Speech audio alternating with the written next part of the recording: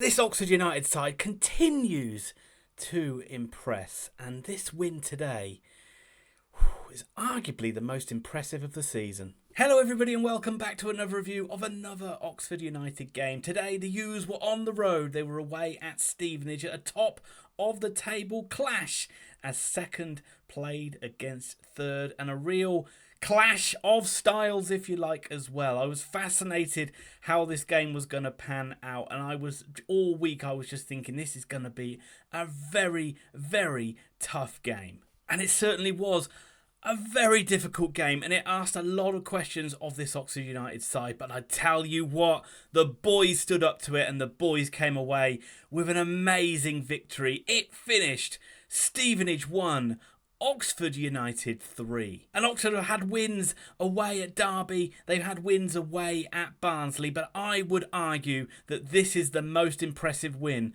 of the season. It's only 9 games, but you can't help but get excited about what we've seen so far. But I will get into everything. I'm going to go over the team news, I'm going to go over the game, give those all important player ratings, and then give my final thoughts. I'm going to put timestamps down below like I normally do, so please feel free to jump to any point of the video that you like. But if you do, the very least you can do is hit that like button, because that helps me out so much. And if you like the content, consider subscribing to the channel as well. So let's jump into this Oxford United team news. And it was a very unpredictable lineup from Liam Manning, and it had a few of us, me included, scratching our heads about what the actual formation was going to be.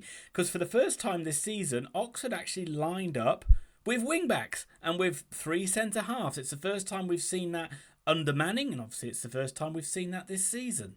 Gregg Leigh and Finn Stevens came in to be those wing-backs, and Oxford also included Tyler, Goodrum, and a forward position as well. So it meant Jordan Thornley, Kyle Edwards and Stan Mills dropped out of the side.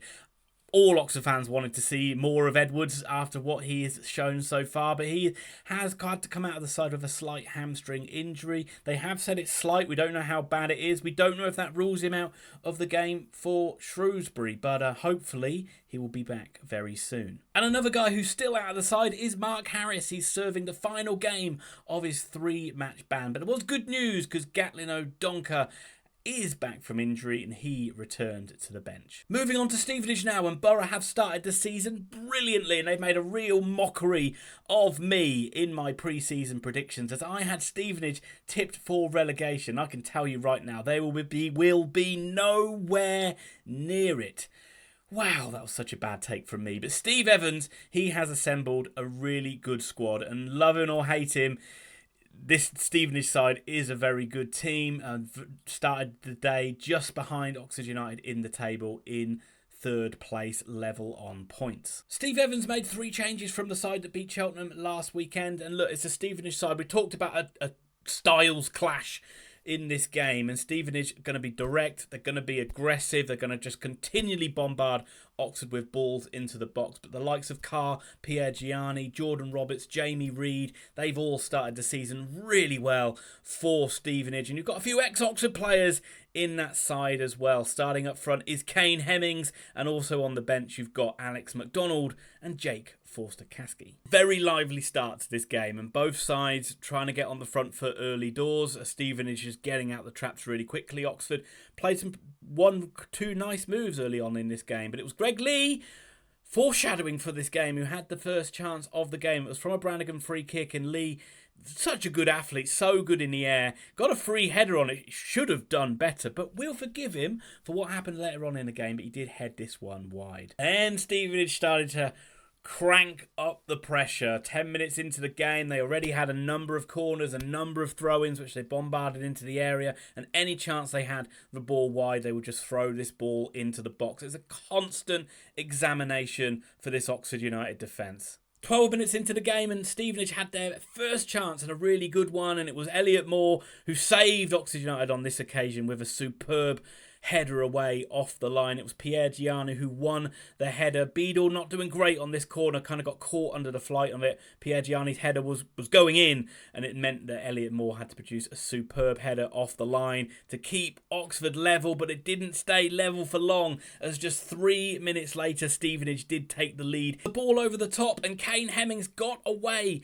from Sam Long, and he was able to square the ball into the penalty area for the on-rushing Jamie Reid, who was completely unmarked, and he was able to tuck it past Beadle. You had a situation where defence were asking Beadle, why didn't you come out? And Beadle saying, well, where were you guys for defending? Not a great one from Oxford United's point of view. Looked sloppy. Obviously, all goals you can see do look sloppy. From a Stevenage point of view, it's a really nicely worked goal and some really good interchange between Hemmings and Reid up there. And Reid showed a great turn of pace to get onto that ball. Just from Oxford's point of view, a little bit sloppy. And at that point, you're worried. Your mind started casting back to Cambridge away. And is this going to be a repeat of the opening day of the season? 1-0 down, and Oxford struggling to play. But you have to say, in a way, in the small corner of your mind, you knew this day was going to happen. You knew there were going to be games where Oxford are not going to start the game well, and they're going to be 1-0 down away from home and against a difficult side in a difficult venue.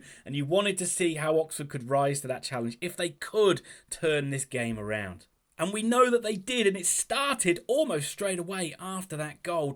Oxford started to grow into the game, started to get a foot on the ball, started to pass it around so much better. The movement of the midfield and the forward players was so good, and they did go close from a set piece. Brannigan corner, Rodriguez ran to the near post, got a glancing header on it, and it just went wide of the other post. And you're thinking if someone would just gambled and ran round the back, they would have had a tap in. 2 minutes after that, Oxford were level, and it came after some really good football from the Yellows. They kept the ball really nicely, moved Stevenage around, and it was Stevens who got down on the right hand side, Stevenage's left, put in a good ball. Billy Bowden with a great leap in there. His header came off the bar, and Gregg Leigh reacted quickest. Good anticipation by Leigh, and he tucked the ball away. Second goal for Gregg Leigh. Great response to Oxford, back in the game at 1-1. The game did settle down a little bit here now. Both sides kind of like went into their mould a little bit. Oxford were bossing possession. Stevenage quite happy to let Oxford have it, but a lovely move from Oxford on 32 minutes. Got the ball into Bowden, a lovely turn on the edge of the box from Bowden. Won a free kick in a very dangerous position. Brannigan took the honours, but he could only smack it into the wall on a couple of occasions, and it came to nothing. Stevenage had the last chance of the half. Elliott Moore, probably the only mistake he made in the game. He sived down a Stevenage player on the wide left-hand side, giving them one final chance to throw a ball into the box. It came to nothing, and Oxford got through to half-time at 1-1. I said on the radio this was quite attritional to watch, but I enjoyed it. I found this a really fascinating watch. The physical battle I enjoyed just the different ways the two sides went about it. The game did settle down after the 2 goals, and as I said, Oxford kind of got into their possession rhythm, but every time Stevenage got on the ball, it was just unapologetic. Let's get this ball forward, let's get this ball into the box, and let's try and create a chance, and let's put this defence under pressure. The likes of Reid and Hemmings were a real handful up top, and Butler's delivery from set pieces always seemed to be on point as well. Oxford, I say, the midfield and the forwards moved the ball around really nicely and are really good in possession. Just lacked that little bit of pace you were thinking at that point to open this game up.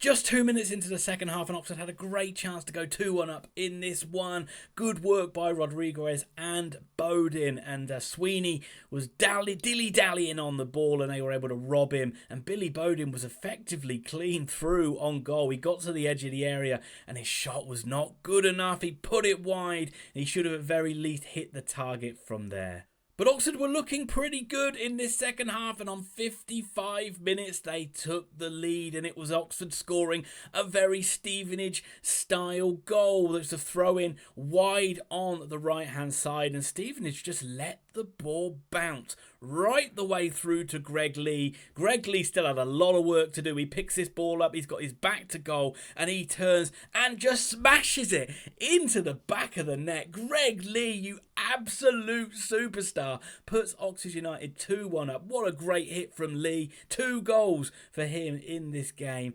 And great work from the likes of Bodin and Goodrum in there as well, just making a nuisance of themselves up against much taller, much stronger centre-backs. And it allowed, well, it gave Leigh half a chance and he walloped it home. Oxford in the lead, and all of a sudden this game takes a different turn. Really saw the composure of the Oxford players in this game though.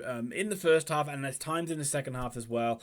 The movement is a real joy to watch. The interplay from the likes of Bodin, Stevens, Goodrum, Rodriguez, all showing like what a class act they are. At times, a little bit overplaying, but the one-touch passing at pace really kind of made up for the fact that Oxford didn't have any genuine out-and-out pace in the side. Stevenage was certainly not done in this game, but they were losing their cool a little bit. But Steve Evans, canny operator, he turned to his bench and he made 4 changes, 4 subs coming on, and they really started to gather a head of steam.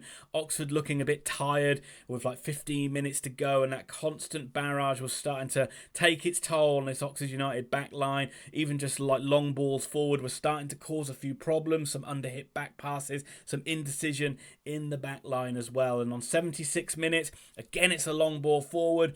Sam Long not doing great here, gets bullied off the ball by List. List gets into the area, he shoots through Kieran Brown's legs, but James Beadle makes a fantastic save down to his right hand side to keep Oxford United in it. That really was an excellent save when it comes through a defender's legs. But a minute later, Stevenage should have been level, and it was List again, this time getting on the end of a header, a free header, really about maybe 10 yards out, something like that. Oxford just couldn't clear the ball. Good ball in, and List has really made a mess of this one. Oxford sort of riding their luck at that point. But it was time for Oxford to make changes of their own with just about 11 minutes to go. Josh Murphy and Gatlin O'Donkor came on, and I've got to say Josh Murphy really made a difference when he came off the bench. He just looked alive. He added that injection of pace as well. He skipped around a Stevenage defender and drove down the left hand side, got a good ball in, but O'Donkor didn't really read it. But 3 minutes later,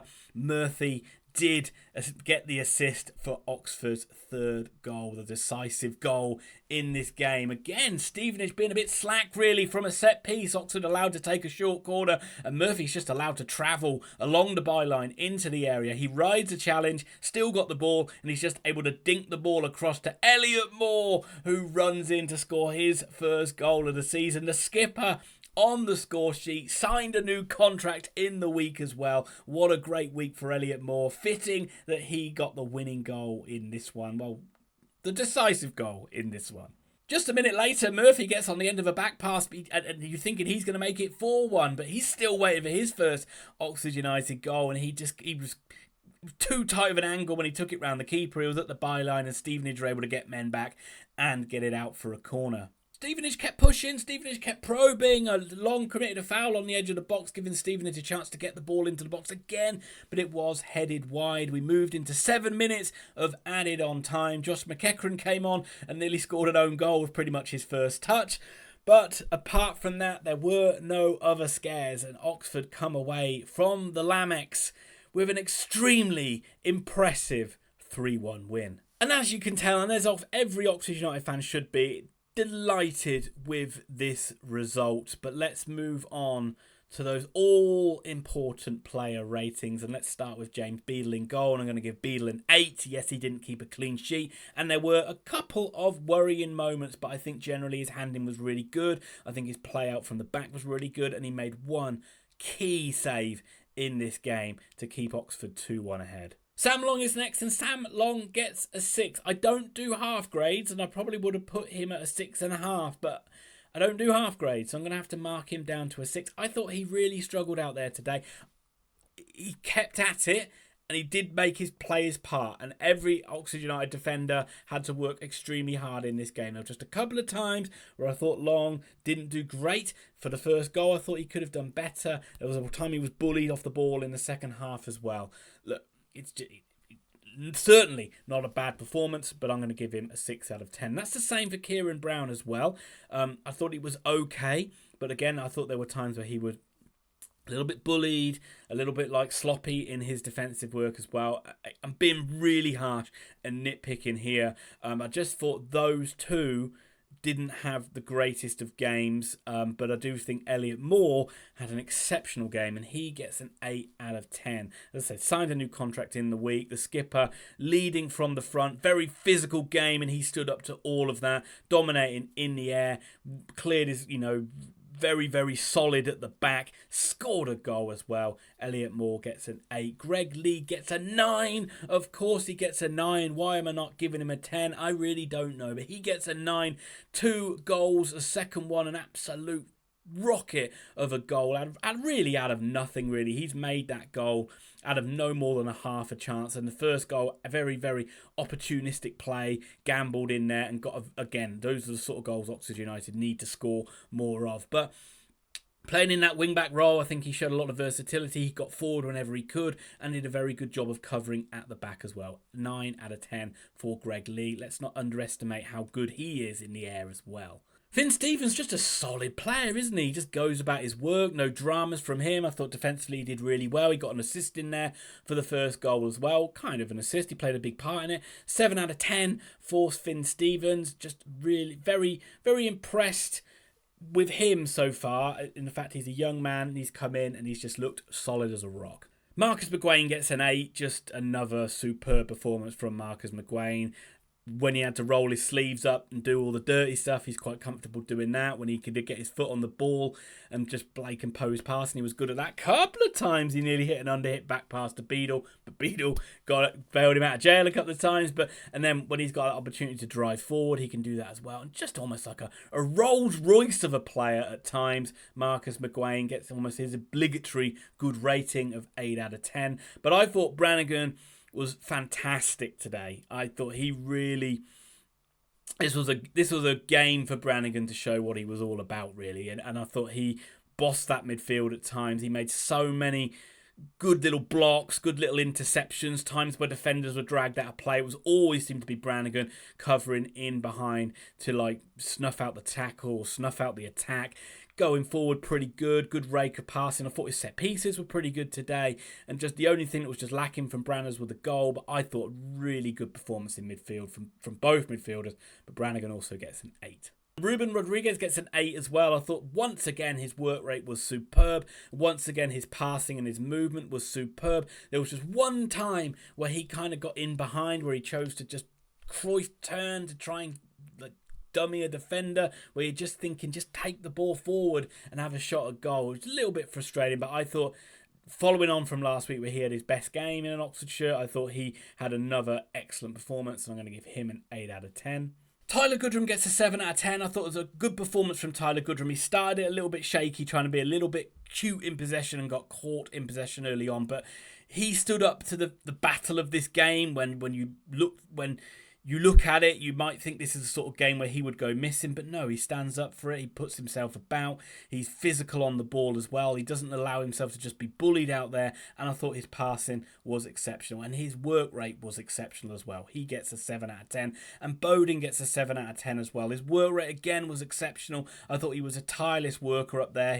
His movement and just the way he can drop deep to allow others to go forward as well. Good header for the first goal in there too. Interesting to see what Manning does now. Harris is back available, where Billy Bowden slots into this side, but he has done a remarkable job in these 3 games, and he gets a 7 out of 10. Moving on to the subs now. Gatlin O'Donkor gets a 6. I thought he was a little bit off the pace, to be fair. He came on, he looked like a guy that hadn't played for a while, and he didn't look like he was up to the match speed of the game. So he gets a 6, but that's Gatlin. He will get there. And Josh Murphy, I'm going to give Murphy an 8. I thought in a small sample size, I thought he came on, he looked fresh, he looked bright, he looked a class act, and set up the 3rd goal and put this game to bed. 8 out of 10. Exciting that we've got a player like that knocking on the door. Josh McEachran came on late in the game after 90 minutes, and obviously I'm not going to grade him, so let's move on to Liam Manning. And once again, Liam Manning gets a 9 out of 10 from me.